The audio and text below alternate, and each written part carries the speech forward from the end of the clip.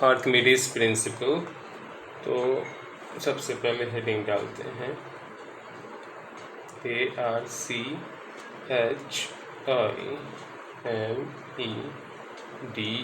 ARCHIMEDES Archimedes principal, Archimedes का सिद्धांत। Okay, तो स्टार्ट करते हैं। देखो, हम एक कंटेनर ले लेते हैं, यहाँ पे कंटेनर ले लिया। ओके, इसके अंदर कुछ फ्लूइड डालो, तो ये रहा फ्लूइड। तो हम क्या कर रहे हैं, कंटेनर को फ्लूइड से फिल कर रहे हैं। ओके, थोड़ी ये पूरी तरह से क्या हो गई, फ्लूइड से भरी हुई है। अब इसके अंदर एक ऑब्जेक्ट लेंगे, ऑब्जेक्ट डालेंगे तो क्या होगा, या तो ये इस तरह से पार्शियली डिप होगा ऑब्जेक्ट, या ये फुल्ली डिप होगा। ओके, तो या पार्शियली डिप करे तो भी और फुल्ली डिप करे तो भी, ठीक है। हमें दोनों कंडीशंस को समझना है। ओके, तो यहाँ देखो फुल्ली डिप कर रही है, तो उसको देखते हैं। इसके सरफेस के चारों तरफ क्या है, लिक्विड है, फ्लूइड है ना। और वो फ्लूइड हर एक पॉइंट पे प्रेशर डाल रही है। यहाँ इस तरह से, यहाँ भी प्रेशर, इस एरिया पे भी, इधर भी प्रेशर। तो चारों तरफ से क्या हो रही है, फ्लूइड ने इसके ऊपर प्रेशर डाल रखा है। Okay, good. अभी यहाँ वाली जो प्रेशर है इस साइड की, वो कैंसिल हो जाएगी इस साइड की, यानी प्रेशर की वजह से जो फोर्स लग रही है इस डायरेक्शंस में और इस डायरेक्शंस में, वो सेम अमाउंट में लगेंगे और ऑपोजिट डायरेक्शंस में, इसलिए ये कैंसिल हो जाएंगे। हमें पता है नीचे प्रेशर ज़्यादा लगता है, यहाँ पे प्रेशर ज़्यादा लगता है और यहाँ ऊपर प्रेशर कम लगती है। तो नेट प्रेशर की डायरेक्शंस क्या हो जाएगी, ऊपर, यानी फोर्स जो लग रही है प्रेशर की वजह से, वो नेट फोर्स किस डायरेक्शंस में लग रही है, अपवर्ड। ठीक है, और कौन लगा रहा है, फ्लूइड। इसी को क्या बोलते हैं, upward thrust by the fluid, या इसी को बोलोगे बायंट फोर्स, या इसी को क्या बोलेंगे, फोर्स ऑफ बायंसी। तो हमने क्या देखा, जब एक बॉडी पार्शियली डिप हो फ्लूइड में या फुल्ली डिप हो फ्लूइड में, तब फ्लूइड बॉडी के ऊपर फोर्स लगाता है और नेट फोर्स की डायरेक्शंस क्या होती है, अपवर्ड वर्टिकल। तो अभी देखो फोर्स होगा क्या, समझो अगर हम लेट्स से फॉर इंस्टेंस यहाँ पे हम ग्रीन कलर ले लेते हैं और थिकनेस भी थोड़ी बढ़ा लेते हैं। ये जो है ना, ये यूनिट एरिया कंसीडर करते हैं जो ग्रीन कलर की है, और इसकी वैल्यू कितनी है, ये ग्रीन कलर की जो यूनिट एरिया है, कुछ भी समझो, इसकी एरिया यूनिट एरिया ना लो, एक स्मॉल एरिया ले लो, डेल एस। ओके, और यहाँ पे प्रेशर नीचे जो लग रही है वो है, हम कंसीडर कर रहे हैं P। तो फोर्स क्या हो जाएगा यहाँ पे, P टाइम डेल एस। यहाँ P लिख दो क्योंकि ये बायंट फोर्स है। ओके, यहाँ तक समझने में मुझे नहीं लगता कोई प्रॉब्लम होगी। आगे चलते हैं। तो बॉडी के सरफेस के किसी स्मॉल पोर्शंस पर फ्लूइड के वजह से जो फोर्स लगेगा वह सरफेस के परपेंडिकुलर डायरेक्शंस में लगेगा, है ना। और उसकी वैल्यू क्या होगी, मैग्नीट्यूड क्या होगी, उस पॉइंट पे प्रेशर टाइम्स एरिया, जितनी एरिया पे प्रेशर लग रही है। ओके, अभी ये देखो बायंट फोर्स कैसा फोर्स है, कांटेक्ट फोर्स है या नॉन कांटेक्ट फोर्स है। तो डेफिनेटली फ्लूइड कांटेक्ट कर रही है बॉडी को, तो ये कैसा फोर्स हो गया, कांटेक्ट फोर्स। फिर देखते हैं।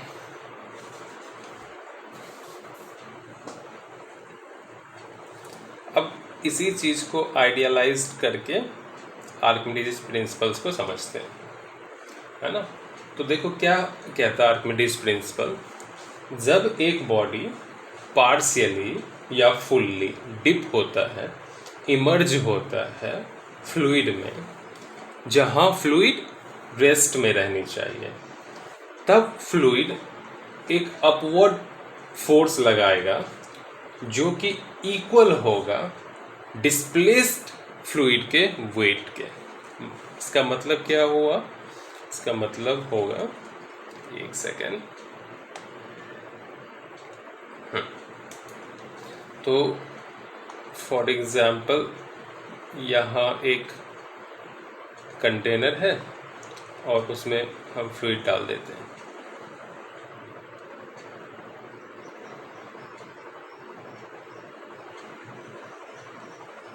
है ना, ये फ्लूइड डाल दिया। ओके, थोड़ा कंटेनर की साइज़ बड़ा करते हैं, मार्जिन ले लेते हैं, और समझो यहाँ एक सॉलिड ऑब्जेक्ट है, ये इसकी एरिया, टोटल एरिया ए है, यानी ये जो पार्ट है इसकी एरिया ए है, हाइट इसकी समझो h ले लेते हैं, ये वाली। तो वॉल्यूम क्या हो जाएगी? वॉल्यूम इक्वल टू क्या होता है? Area times height. तो आपको पता है मास क्या हो जाएगा? जो इस सॉलिड की डेंसिटी, और सॉलिड की डेंसिटी हम क्या कंसीडर करेंगे? सिग्मा। सिग्मा टाइम्स, यानी डेंसिटी टाइम्स वॉल्यूम। तो क्या हो जाएगी? सिग्मा टाइम्स ए टाइम्स एच। स्मॉल एम ले लेते हैं, ये जो मास है वो स्मॉल एम। तो ये हो गई सॉलिड की मास, है ना। इसके ऊपर वेट क्या लगेगा? Vertically downward. वेट की फॉर्मूला क्या होता है? Mass time acceleration due to gravity, और किधर लग रही है? Downward vertical. तो यहाँ वेट इसके टर्म में, मास के टर्म में लिखोगे तो क्या हो जाएगा? ये हो जाएगा सिग्मा ए एच इंटू जी। ठीक है, ये हो गई वेट आपकी, करेक्ट। तो अभी इसी सॉलिड को क्या करना है? इस फ्लूइड में डालना है। तो हम अभी यहाँ से उठाएंगे और यहाँ डालेंगे, तो देखो क्या होगा। ये अंदर गया, ये सॉलिड, जब सॉलिड की जितनी वॉल्यूम है उतनी ही वॉल्यूम जो है एक्स्ट्रा आएगा लिक्विड में। तो लिक्विड क्या होगी? रेज होगी, उसकी हाइट थोड़ी सी बढ़ेगी। तो मैं यहाँ से, है ना, मैं इसको थोड़ा डिस्कलर करता हूँ जिससे पता चलेगा कि इसकी जो लिक्विड है वो रेज हुई है। तो इसके ऊपर थोड़ा सा पिंकिश रीजन्स ड्रॉ कर रहा हूँ। ये क्या है? इतनी हाइट जो है इंक्रीज हो गई है, डैट मीन्स वॉल्यूम रेज हो गया। और ये जो डिस्प्लेस्ड वॉल्यूम है लिक्विड का, यानी जो लिक्विड डिस्प्लेस हुई है सॉलिड के आने से, है ना, उसकी वॉल्यूम इक्वल होगी किसके? सॉलिड के वॉल्यूम में। तो V ये क्या है? यहाँ पे डिस्प्लेस्ड लिक्विड वॉल्यूम। ठीक है, तो जब भी हम एक सॉलिड को डाल रहे हैं लिक्विड में, फ्लूइड में, तो फ्लूइड क्या हो रही है? डिस्प्लेस हो रही है, उसकी वॉल्यूम डिस्प्लेस हो रही है। कितनी? जितनी उस सॉलिड की वॉल्यूम है। क्लियर? तो ये जो लिक्विड डिस्प्लेस हुई है ना, इसका वेट क्या होगा? तो डिस्प्लेस लिक्विड की मास क्या होगी? m, और m इक्वल टू क्या होगा? Density into volume. तो वेट क्या हो गया? देखो, रो v इंटू जी, है ना, ये हो गया इसका वेट, करेक्ट। यहाँ तक कोई प्रॉब्लम है? नहीं, चलते हैं आगे फिर। तो देखो आगे क्या होगा। ये जो बायंट फोर्स लग रही है, कहाँ? लिक्विड के नीचे से रिजल्टेंट लिक्विड लगा रही है ऑब्जेक्ट के ऊपर, वो किसके इक्वल होता है? यही जो लिक्विड डिस्प्लेस की है उसके वेट के, यानी rho into V into G. Clear?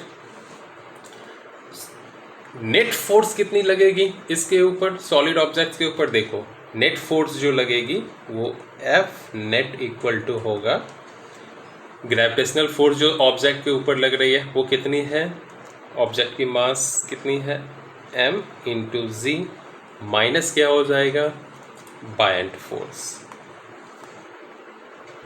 तो अगर हम m की वैल्यू कितनी है, स्मॉल m की, mg की वैल्यू लिख देते हैं यहाँ से, सिग्मा ए एच इंटू जी, और ये कितनी है, रो इंटू वी इंटू जी। तो हम इसमें से क्या कॉमन लें, ये वॉल्यूम और a इंटू एच भी क्या है, वॉल्यूम, दोनों सेम ही है, सॉलिड के वॉल्यूम है, तो हम डायरेक्टली कॉमन ले सकते हैं या ए एच लिख सकते हैं उसको। तो पहले हम ए एच कॉमन ले सकते हैं, क्योंकि ये भी क्या है, v क्या है, v equal to A H ही है ना।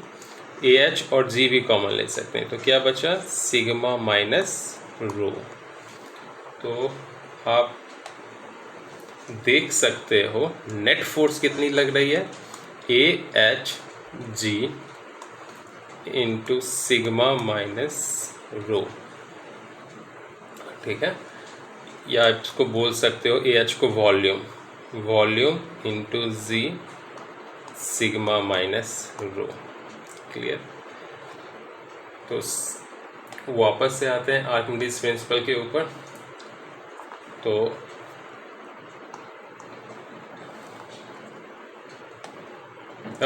सॉरी,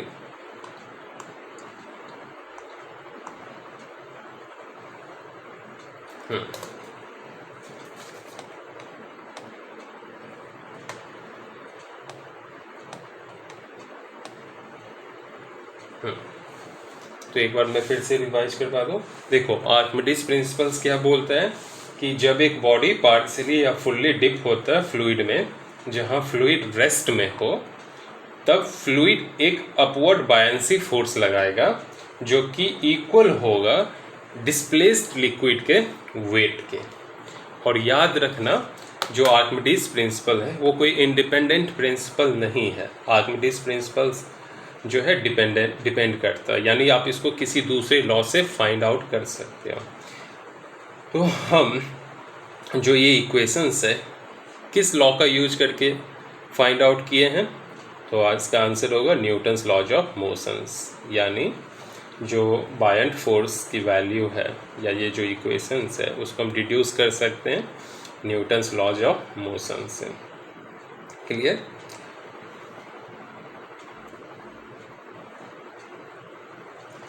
और ये जो लिक्विड या फ्लूइड हम ले रहे हैं, ये फ्लूइड की नेचर कैसी होनी चाहिए, तो फ्लूइड होमोजीनियस होनी चाहिए, रेस्ट में होनी चाहिए, नॉन विस्कस होनी चाहिए, इनकम्प्रेसिबल होनी चाहिए, इरोटेशनल होनी चाहिए, ठीक है, और इक्विलिब्रियम में रहनी चाहिए, बॉडी डिप होने से पहले और बॉडी डिप होने के बाद। यानी फ्लूइड के अंदर अगर एक बॉडी चली भी गई है तो भी वो बॉडी किस में रहेगी, इक्विलिब्रियम में रहेगी, ठीक है।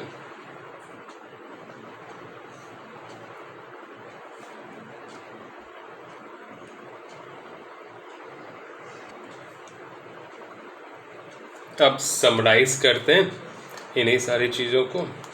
तो देखो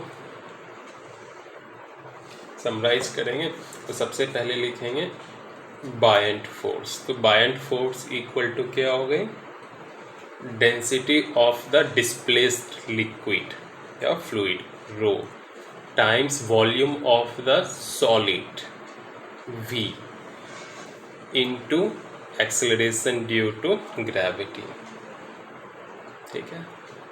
वेट ऑफ द सॉलिड क्या हो जाएगा, sigma, that is density of the solid, volume of the solid and acceleration due to gravity.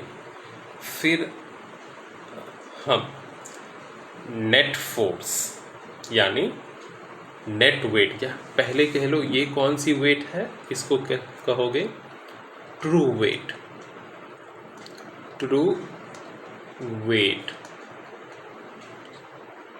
किसकी, सॉलिड की। अभी हम कौन सी वेट करेंगे, जो ऑब्जर्व करेंगे, और वो कितनी है, तो वो है sigma minus rho times volume times acceleration due to gravity, और ये क्या है, ऑब्जर्व्ड या अपीयर्ड वेट। नॉर्मली हमेशा क्या होता है, जो ऑब्जर्व्ड वेट आपकी होती है ना, वो ट्रू वेट से कम होती है। क्यों? क्योंकि बायंट फोर्स जो है वो अपवर्ड डायरेक्शंस में लगती है और वेट जो है डाउनवर्ड डायरेक्शंस में लगती है, तो रिजल्टेंट फोर्स जो है वो कम हो जाएगी डाउनवर्ड डायरेक्शंस में। ठीक है, अब कुछ लॉज देखते हैं। तो देखो, अगर डेंसिटी जो है किसकी, फ्लूइड की, अगर वो कम है किसके, सॉलिड से, तो क्या हो जाएगी, बॉडी सिंक करेगी और बॉटम में चली जाएगी। अगर डेंसिटी इक्वल है, यानी किसकी डेंसिटी, लिक्विड की और सॉलिड की, तो क्या होगा, वो इक्विलिब्रियम में रहेगा किसी भी पोजीशंस में, चाहे ऊपर डाल दो, बीच में डाल दो, कहीं पे भी जाओ, तो वो क्या करेगा, रेस्ट मेंटेन करेगा। ठीक है, ठीक है, मैं लिख देता हूँ, रेस्ट मेंटेन करेगा या इक्विलिब्रियम में रहेगा। अगर डेंसिटी ज़्यादा है लिक्विड की सॉलिड से, तो क्या होगी, वो उसके ऊपर फ्लोट करेगी, फ्लोट इन द सेंस तैरेगी। क्लियर, वो डूबेगी नहीं। तो यहाँ पे सिंक होगा और यहाँ पे सिंक बिल्कुल ही नहीं करेगी। ओके, इसी को दूसरे तरीके से कैसे बोल सकते हैं, कुछ इस तरीके से। सेम केस जो है, अगर देखो बॉडी की जो वेट है ना, वो अगर बड़ी हो किससे, बायंट फोर्स से, तो वो क्या होगी, डूब जाएगी। ये कौन सा केस है, अगर बॉडी की जो वेट है वो किसके इक्वल हो, बायंट फोर्स। ये क्या है, बॉडी की वेट कम हो बायंट फोर्स से। तो सबके एग्जाम्पल देखो, पहला ये जो है ना, पहला केस, दूसरा केस और ये तीसरा। तो फर्स्ट केस के एग्जांपल्स क्या है, अगर कोई भी नेल, कांटी वगैरह जो है, स्क्रू वगैरह पानी में डालोगे तो वो डूब जाएगी, है ना। दूसरा केस क्या है, अगर इसका परफेक्ट एग्जांपल बहुत मुश्किल है, लेकिन ऐसा समझो कोई ऑब्जेक्ट है जिसकी डेंसिटी बिल्कुल ही इक्वल है वाटर के या कोई लिक्विड के, तो क्या होगा, उसमें वो बिल्कुल ही रेस्ट में रहेगी किसी भी पोजीशंस में। तीसरा का एग्जांपल अगेन इजी है, हीलियम गैस भर दो गुब्बारे में, तो क्या होती है, एक गुब्बारे के अंदर की जो डेंसिटी है वो कम होती है एयर से, इसलिए वो हमेशा ऊपर की डायरेक्शंस में जाते रहता है, क्योंकि बायंट फोर्स ज़्यादा होती है गुब्बारे के वेट से। तो ये है तीसरा।